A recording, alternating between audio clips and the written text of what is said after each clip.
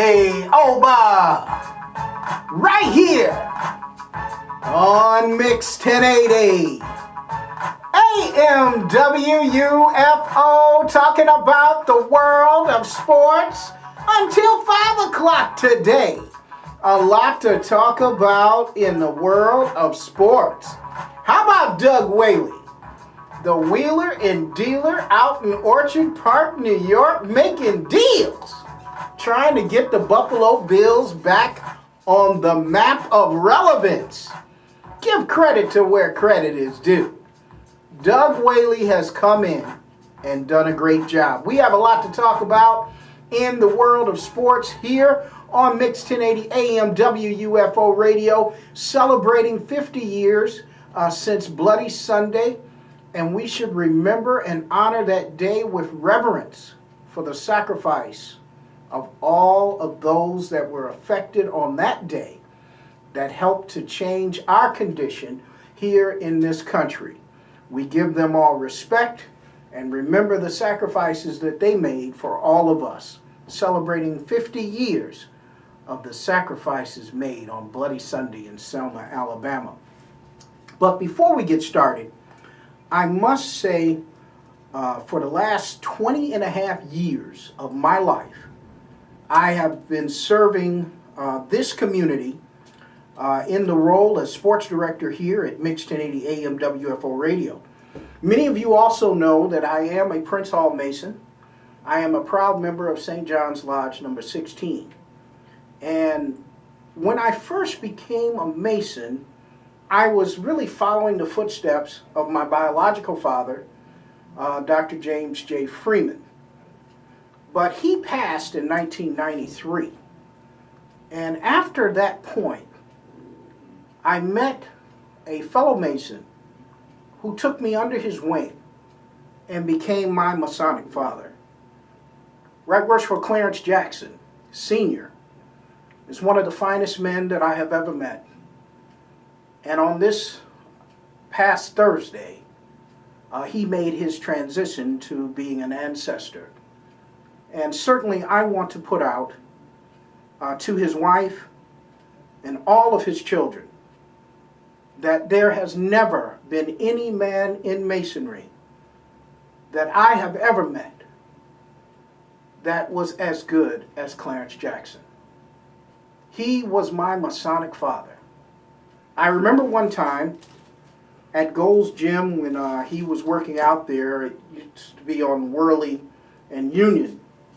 And it was right after I first was raised to the sublime degree of a Master Mason.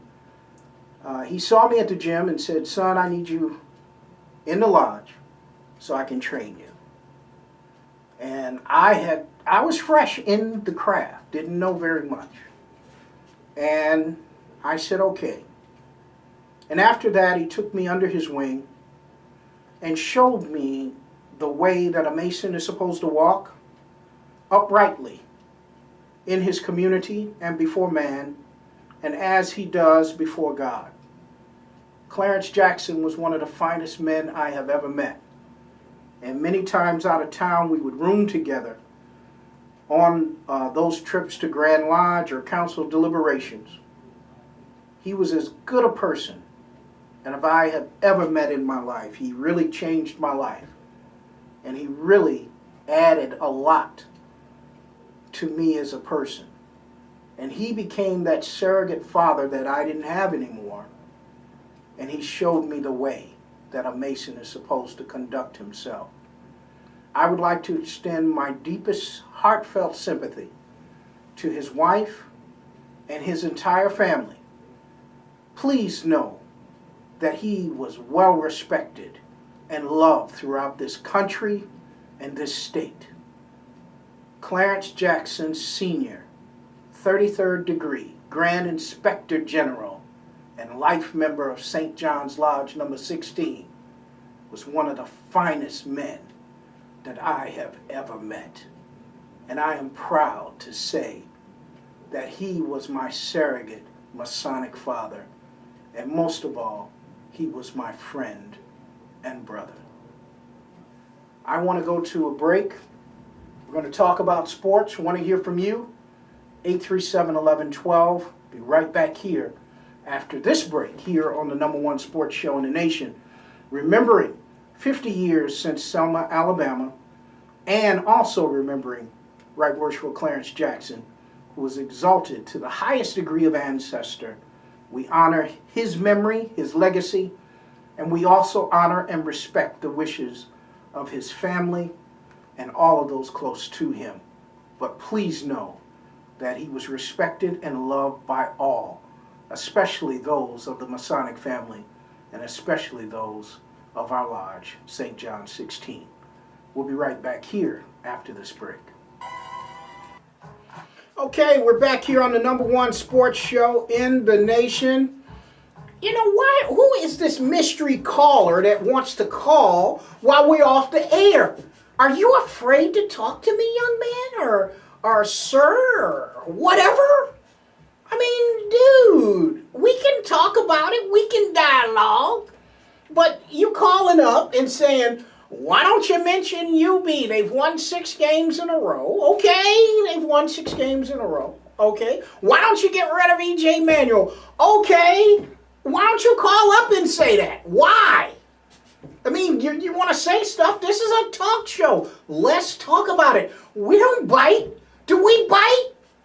None of us bite. Most of us are old. We got false teeth anyway. Nobody biting here. So, I mean, hey, we have fun. This is the #1 sports show in the nation. You don't have to be afraid to talk to us. And don't be afraid. When we talk about the downtown stadium, we talk about facts that are associated with the downtown stadium. Fact #1, the NFL told you need a new stadium. That's the biggest thing you need to know. Take all the emotion out of it. Once the NFL tells you that, you better get one or you won't have a team. I don't care who bought the team. See, one of the problems we have in Western New York is that we don't educate ourselves on how things work. And because of that, our communities suffer the lack of business development. Once we know how things work, we have to begin to take advantage of those things. Here, when you're dealing with a stadium issue, some of you put your emotions in it. Like, what's wrong with the Ralph? And what's this and what? It's got nothing to do with anything. The NFL is a franchise operation. And they can tell you how you're going to operate their franchise. It's their franchise. The Pagulas, great people. But they're like every other owner in the league. They have a franchise license to operate. And if they violate the terms of that license, they can lose that team based on 3/4 vote of the owners. One of the problems we have, we don't understand how things work. The rest of the owners tell you need a new stadium. Guess what? No matter what your politicians tell you, no matter what your friends tell you, you need a new facility. And one of the great things about the #1 sports show in the nation, we've been talking about this since the late 90s. You just started talking about it a couple of years ago. And then you wanted to beat us up for talking about it. And you're still behind the 8 ball. I had someone question me today, I want to know your affiliation with the private investment group. Of course I'm affiliated. It's on the internet.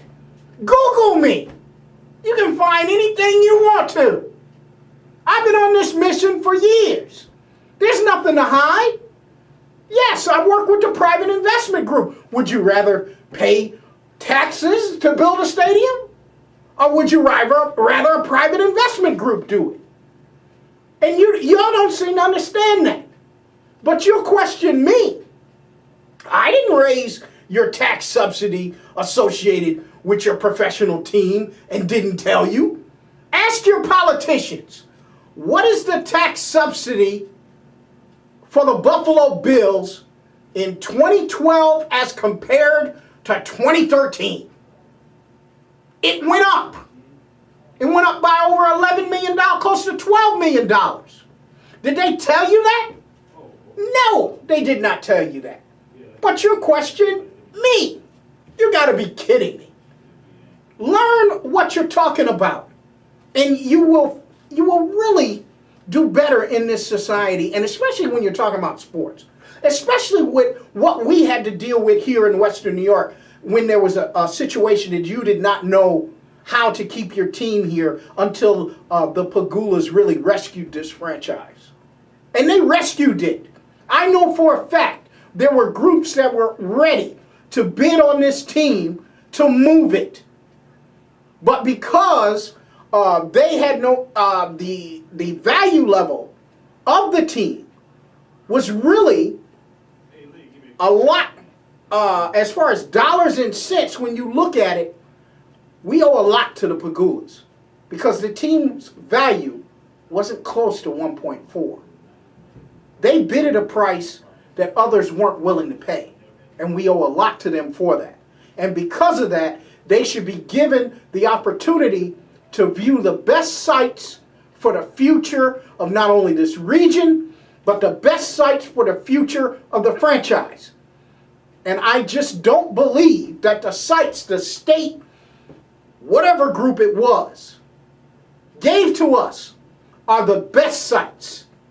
Because they were definitely motivated by politics. And politics has got nothing to do with what's in the best interest of the citizens and business.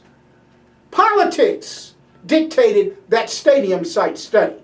But when we talked about it here, you don't want to take our word for it.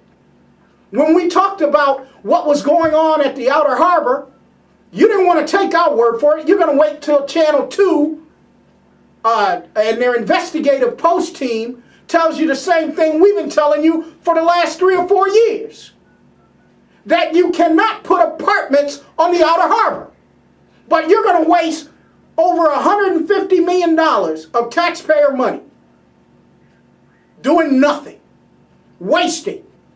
You spent $750,000 on this Outer Harbor study to sneak in there that you were going to put apartments on the Outer Harbor when we told you 3 years ago when we had the environmental study that said that a commercial project would be $6 to $8 million, and if you did a residential project, it could cost over $270 million. That's why nothing has ever been done out there. And that's why we put forth the best plan to help change the region of Western New York and what is in the best interest of all of its citizens. And unfortunately, our citizens no longer read. We no longer educate ourselves. Because if you did, we would be marching on Jim Boeheim and what he's done to these athletes over the last 30 years. He's been pimping them, letting them get through playing basketball, making money for Syracuse University, and none of them have any education. Now, if I'm lying, I'm flying. You tell me what he hasn't been doing. And then during the pimp process, he could only win one national championship.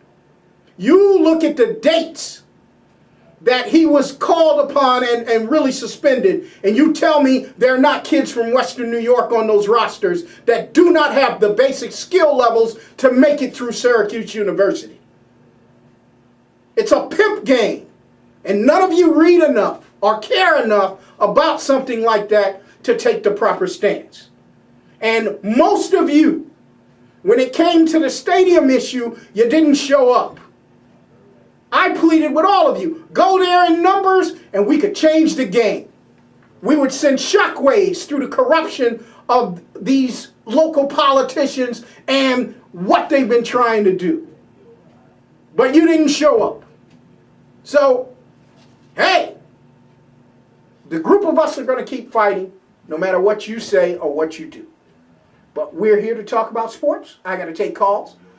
Don't get me fired up. Stop calling here and not wanting to get on the air. If you want to get on the air and let's talk about it. But stop acting like you're afraid we're going to bite. We don't bite. All right? 837-11.